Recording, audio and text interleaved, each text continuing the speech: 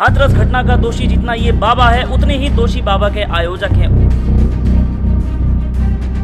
सबूत ये कहते हैं कि इसमें उत्तर प्रदेश सरकार भी उतनी ही ज्यादा दोषी है जितनी दोषी की ये बाबा और बाबा के आयोजक है। ये मैं नहीं कह रहा हूँ, ये वहाँ के जो स्थानीय लोग हैं उनका कहना है। हॉस्पिटल में ऑक्सीजन नहीं है, हमने कैच के लाया, इनमें सांस चल रही है, जान है वो नहीं खत्म हो रही है।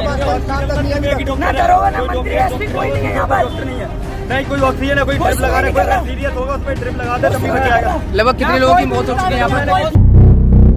सरकार की एक बड़ी लापरवाही की वजह से सैकड़ों लोगों की जान चली गई। जिले के सिकंदरारावपुर रोड से एटर रोड पर स्थित गांव फुलरई में जैसे ही सत्संग खत्म होने वाला होता है तभी मंच की तरफ से आवाज आती है कि आज जो भी व्यक्ति बाबा के पैरों की धूल को चूम लेगा उसके सारे संकट दूर हो जाएंगे।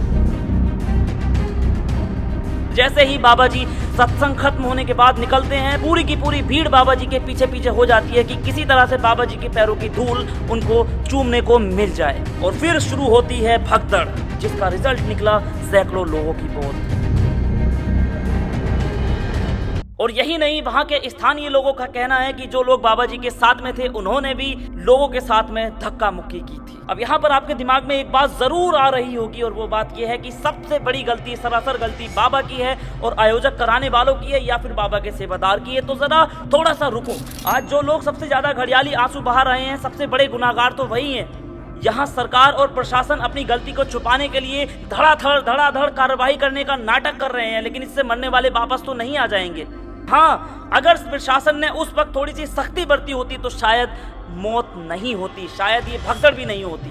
अब दोस्तों, मुझे ताज्जुब इस बात का हो रहा है कि प्रशासन के किसी भी जिम्मेदार ने उस जगह को कभी जाकर ही नहीं देखा जहां पर ये इतना बड़ा सत्संग होने वाला था। क्योंकि सत्संग जहां पर होने वाला था उस जगह पर बारिश के मौसम के हिसाब से सत्संग होना ही नहीं चाहिए था। क्यों नहीं होना चाहिए था, इस लिहाज से मैं आपको आगे बताता हूँ। अब आप जरा प्रशासन की गलतियां देखिए। सोचने वाली बात आप ये सोचिएगा कि इतना बड़ा सत्संग, 80,000 लोगों की पहले परमिशन मांगी गई, 2.5 लाख लोग उसमें आने थे जो कि आ चुके थे। सुरक्षा का कोई भी पुख्ता इंतजाम नहीं था। अगर प्रशासन खुद सुरक्षा का इंतजाम अपने हाथ में लेता तो शायद ये घटना नहीं होती। क्योंकि सत्संग वाली जो भूमि थी, अगर कोई वहां पर जाकर देखता तो उस जगह पर गड्ढे गड्ढे गड्ढे और गड्ढों में पानी और दलदल। एक सोचने वाली बात है, छोटा बच्चा भी इस बात को सोचकर जज कर लेगा कि सत्संग में भगदड़ होने के चांसेस बहुत रहते हैं। यहाँ तक कि जब लोग मर रहे थे ना, तो लोगों को पास के ही हॉस्पिटल लेके जाया गया, लेकिन वहां पर लोगों की कोई सुनने के लिए तैयार नहीं था।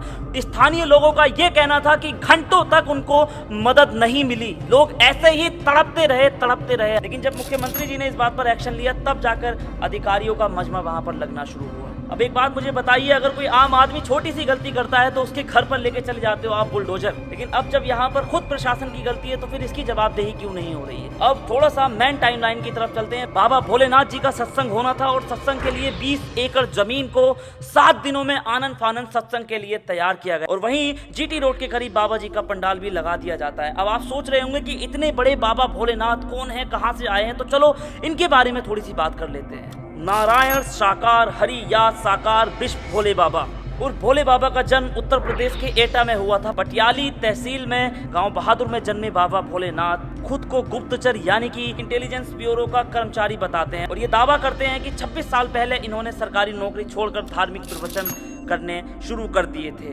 लेकिन यहाँ एक और सच निकल कर आता है कि बाबा साकार हरि उर्फ भोले बाबा का असली नाम सूरजपाल सिंह है, जो करीब 16 साल पहले पुलिस कांस्टेबल की नौकरी छोड़कर सत्संग करने लगे थे। बात सिर्फ यहीं खत्म नहीं होती। कुछ लोगों की माने तो उत्तर प्रदेश पुलिस में ये हेड कांस्टेबल थे, जो कि 28 साल पहले इटावा में भी पोस्टेड रहे हैं। लेकिन जानकारी के मुताबिक नौकरी के दौरान इनके खिलाफ एक दुष्कर्म का मुकदमा दर्ज हुआ था और इसके बाद इनको पुलिस प्रशासन से बर्खास्त कर दिया गया था।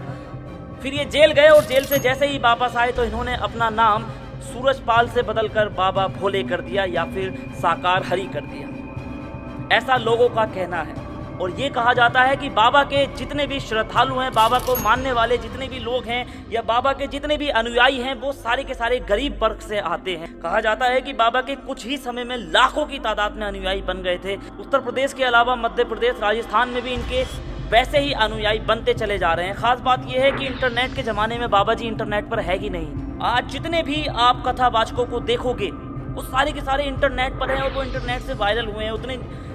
उनके जितने भी अनुयायी है वो सारे के सारे ज़्यादातर इंटरनेट से ही उनसे कनेक्ट हुए हैं, लेकिन एकमात्र बाबा ये हैं जिनकी फ़ैन फॉलोइंग ट्विटर पर, इंस्टाग्राम पर, फेसबुक पर, यूट्यूब पर बिल्कुल भी कहीं नहीं है। बाबा जी के पास खुद के ऑफलाइन बहुत ज़्यादा फ़ैन है।